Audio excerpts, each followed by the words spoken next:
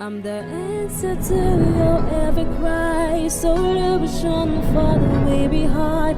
I bring to you good news. Angikubingeleleke futhi nalamuhla mlaleli eluhlelweni lwethu lokufunza iRhapsody yethu yemaqiniso lebhalwe ngumfundisi Chris Oyakhilome DSc DSCTD. Lamhla ke ngilwesihlanu dine enyangeni yakholwane ku2025. Umfundisi uthi ligunya leliqiniso likuNkulunkulu nelibandla lakhe. Hallelujah. Livesi lekuvula litholakala kuDaniela sahluko sesine livesi le26. Lithi lo myalo wokushiya siphundi sesihlahla netimphandze taso kusho ukuthi lo mbuso wakho uyawubuyiselwa kuwe wena nase uvume ukuthi lizulu ngilo lelibusako. IBhayibheli kuDaniela sahluko sesine lisitshela ngeliphupho laNebukadnezari lelamkhathata kakhulu. Kuleli phupho wabona isihlahla lesikhulu lesakhula sabasidze futhi saba nemandla siniketa tonke tidalwa letiphilako indzawo yekuhlala nekudla. Nome kunjalo lenye ingilozi yatshelwa ukuthi lesihlahla asijutshwe kwasala sicu saso kuphela lesiboshwe ngelitfusi nensimbi. Leli phupho layihlupha kakhulu inkosi ngako yabuta Daniela umprofeti waNkulunkulu ukuthi angamchazela yini ukuthi lisho kuthini.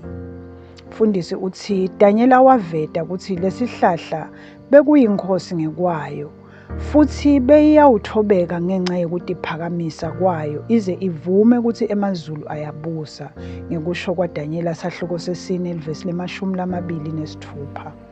Ngemuva kweminyaka Nebukadnezari walahlekelwa ingqondo waphila iminyaka lesikhombisa njengetilwane adlatshani futhi ahamba emasimini.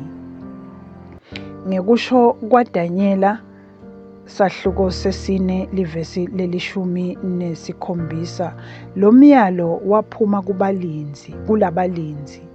Sinqumo simenyetelwa titfunywa labangcwele bamemetela sigwebo kuze kuthi labaphila kobati ukuthi longetulu kwako konke wengamele yonke imibuso yebantfu futhi uyinika noma ngubani latsanza kumupha yona bese ubeka etikwayo labo labathobeke kakhulu kunabo bonke bantfu. Labalinzi lokukhulunywa ngabo lapha tingilozi letinikwe umsebenti wekwengamela tintfo letenteka emhlabeni futhi tiniketwe ligunya lekucinisekisa ukuthi intsandvo yaNkulunkulu iyentiwa. Hallelujah. Nebukadnezari abecabanga ukuthi nguye lobusa umhlaba kwade kwaba ngulapho acindzeteleka ukuthi emukele kubusa kwelizulu. Hallelujah. Nalamuhla solokunjalo labo labathi baneligunya leliphelele kulabanye bantfu bacabanga ukuthi bangakhona kulawula tive abakakhanyiseleki ukuthi ligunya leliphelele likuNkulunkulu kanye nembuso wakhe wasezulwini. Ayibongwe inkosi. Onke emandla ngewenkosi futhi isebentisa libandla ekwehluleleni umhlaba. Jesu wasonzela kubo wakhuluma kubo wathi ngiphiwe emandla onke ezulwini nasemhlabeni. Lokhu kutholakala encwadzini yaMateyu sahluko se28 livesi le18. Uthi-ke umfundisi siphocelela intsandvo yaNkulunkulu ukuthi yendiwe kulabaseduze nathi. Onke lamandla aphuma kuKristu. uNkulunkulu wamvusa ekufeni wambeka esihlalweni sebukhosi esibhakabhakeni lesisemkhathini lolawula yonke indalo. Konke kusuka kumithombo yetinkhanyeti kuya kubohulumende futhi kude ligama kanye nemandla lakhululekile ekubuseni kwakhe.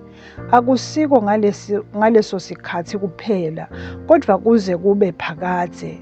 Nguye lolawula konke futhi nguye lonemandla ekusho konke. Etimeni letinjalo Kristu nguye lobusa libandla. Uyabona-ke ukuthi libandla alikho ngaphandle kwelive. Kepha live lona likhashane nelibandla. Libandla lingumtimba waKristu lapho akhuluma asebenta khona. lapho agcwalisa khona tonke tintfo ngekuba khona kwakhe. Haleluya. Lokhu kutholakala-ke encwadzini yabaseFesu sahluko sekucala livesi le-20 kuya evesini le-23. Asithandaze. Babe lothandzekako, ngiyabonga ngekungicinisekisa ukuthi emazulu ayabusa nekuthi onke emandla ngewakho. Ngiyajabula ngekwati ukuthi yonke imibuso yalelive itawutfoba ekubuseni kwaJesu Kristu. Ngimemetela ukuthi intsandvo yakho nenjongo yakho iyabusa etikwetive, futhi ligunya lakho libusa ngetulu kwako konke. Egameni laJesu. Amen. Kuchubeka nesifundvo mlaleli sitawufundza incwadzi yetihlabelelo sahluko selikhulu livesi le-17. Sifundze incwadzi yaDaniela sahluko sesikhombisa livesi le-13 kuya evesini le-14.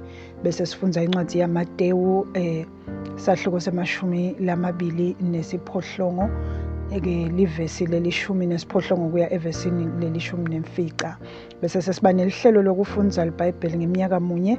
Lamhla kufundwa imisebenti yabapostoli sahluko se-17 livesi lekucala kuya evesini le-15 kanye nencwadzi yaJobe sahluko sesithathu kuya esahlukweni sesihlanu. Bese lihlelo lokufundza libhayibheli ngeminyaka lemibili kufundwa incwadzi yaLuka sahluko sesithupha livesi le-31 kuya evesini le-38 kanye nencwadzi yaDeuteronomy sahluko se-32. Ngiyabonga mlaleli ukuthi uthathe litfuba ube nami sisafundza livi leNkosi. Ngiyakholwa ukuthi ubusisekile kusafundwa. Amen.